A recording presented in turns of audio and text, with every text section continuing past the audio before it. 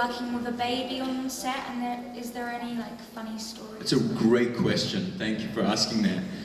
It's weird because my daughter is only a few months older than the twins, because you know in the United States whenever you have a baby you have to film twins so that you can, did you know this, so that they can change them out? Yeah. It's just a legal responsibility, so of course it's twin girls for hope, you know, and it's very, very, very difficult. And the weird thing is that I knew quite a lot about the stuff that the problems they were having, because my daughter's only a few months older than the babies, you know. And what they were doing was, they were making us do these really complicated scenes, like at night. So, you know, babies are supposed to go down to bed 7 or 8 p.m. And they were making these babies do these scenes at 12 and 1 a.m. in the morning. And of course the babies were just crying. And babies too have this supernatural ability to know, because when they're new, their energy is so open to the universe, you know, they're so godlike. So I feel, for me, babies, like when you start to call action, right? Babies, where are you all going? This happened yesterday. This is deja vu. This is deja vu. So, no, but the energy of babies, they know when you're calling action, so you say, you know, get ready, action, and the baby might be happy and peaceful, and then suddenly the baby just starts to cry, you know, immediately, because they can feel the tension in the room, you know, they can feel that the take is happening, and the baby just, so it was just a disaster, you know? And because the one thing babies love is they love the energy of relaxation in a room, and you know, and of course as soon as you start to get ready for the scene, people start to get tense. And the actors, there's a great test as an actor, because you have to be so loose and so relaxed so the baby knows. You can't fake being relaxed, you have to be genuinely relaxed so the baby knows, and then you can do the scene. But we had tremendous difficulty, if I'm honest. And then some days you have no problems whatsoever. The baby does everything you want, everything works, but it's very, very difficult. I don't recommend it. And do you have any like funny stories about the babies? No. I have difficult stories. I don't have any funny stories. I mean, I'd love to say, yeah, the baby and I went out drinking one night, and you know, the baby took my parking space one day. I remember the baby, like, you know, I don't know, didn't wear any pants to one scene. Actually, the baby didn't wear many pants. I'll be honest about that. No, I don't. I'm sorry. Okay, thank you. Thank you. Hello. Hi. My question is about Elijah's red door. What do you think will happen when it like swings open? What do you think will happen? I'm hoping for Elijah to become the villain, kind of. Yeah. You know, I'm interested in this. Do you, I don't really think of any of them as villains or good guys. Do you think of Elijah as a good guy?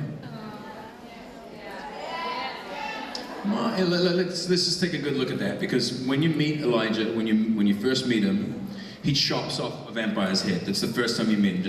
He makes vampires drive stakes into their own hearts, like innocent vampire, you know, the ones that were good. He took the coins and he threw them into that cafe. So, you know, there were lots of innocent people in that cafe, and he hurt them, destroyed like just innocent people.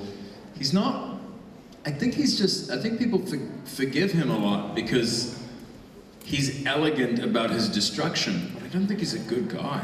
I think by human standards, Elijah's a very bad guy.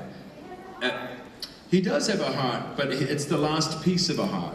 It's the very last surviving piece of a heart. And the rest of him is a villain. I mean, you could make an argument that, you know, Charles Manson has a little bit of a heart left, but the thing is, the morality, you can't judge the morality of Elijah by human standards. If these guys were to exist, let's look at what a vampire does. Like, it has to consume and cannibalize other human beings in order to live. So you're inherently, by human standards, evil. You know, they're murderers. They're not. You kind of can't. By vampire standards, he's kind of good. You know, I think among the world of vampires, he's a decent person. But by human standards, he's a total monster. Like, he's a complete monster.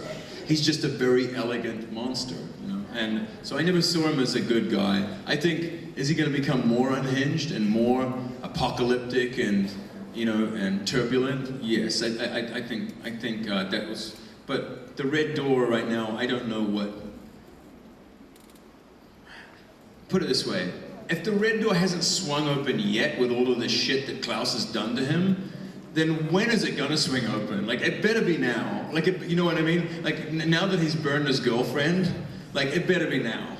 You know, and I really hope it I hope it swings open and the hinges break and the door never shuts again. Because that might be the most interesting version of him we've seen. Okay, thank you. Thank you. Hi, Daniel. Hi. The relationship between Klaus and Elijah at the end of the season is pretty bad at the moment, and we know it's been bad before, somewhere between the 1920s and Mystic Falls. Yes. Have the writers ever alluded to the reason behind that rift in their relationship? Yeah, I mean, they feel like centrally that the show is predicated on that rift. Like, the show is, like, the whole engine behind the show is those two and that problem with one another. Elijah's disease of wanting to reconcile his brother with this with their family, and Klaus's inability to allow his family to love him at the same time as he has power. So, I mean, yeah, the writers are violently cognizant of that idea. I wish there were more. Look, the last episode, I think they made a big mistake. I'm going to criticize the episode now.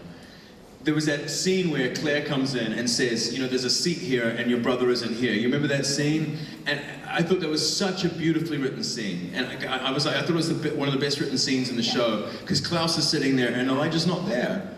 And then 2 scenes later, and I've already said I'm not coming back, I'm not coming back, I'm not coming back. And then 2 scenes later, just so they could wrap up the season, they had me come back. And I just said, I really fought the writers on that. I said, leave the season so he doesn't come back to that chair. I think leave the season, because then the fans are going to want to know, well, what's going to happen next season, you know? But they couldn't do it. And I think it's a problem of the show. I think we should see him not come back, and then we wonder about season 3, you know? Okay, but the last glance between Elijah and Klaus in that specific scene, I thought Klaus did realize that Elijah didn't come back for him, though. That was a big fight between us and the writers to get that look. Okay.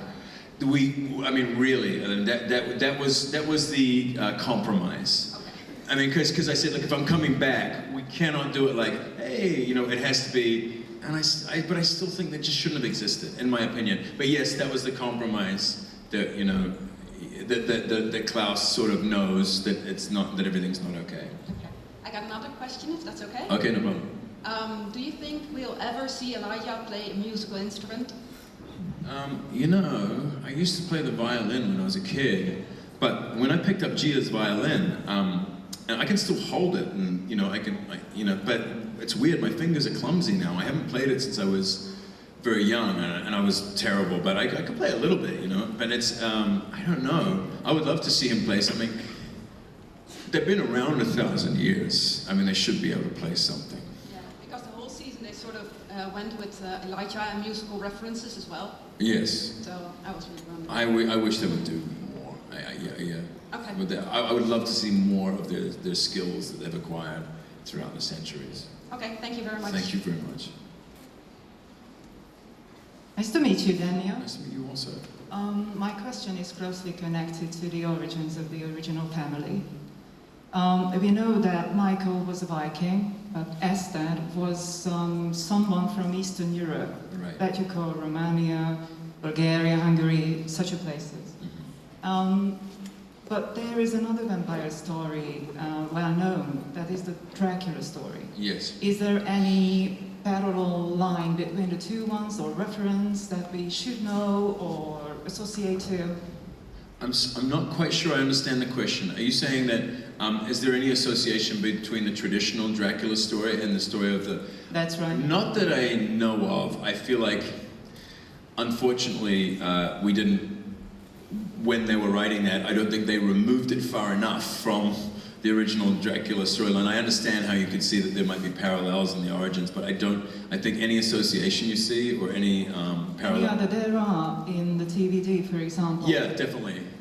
Many. Yeah, exactly. This is why I concluded probably... It's lazy. It's just lazy. Just lazy, okay. I mean, yeah, if they should remove it more. I mean, if they're making their own universe, make your own rules, you know? That's correct. Yeah, yeah. I wish they were further away.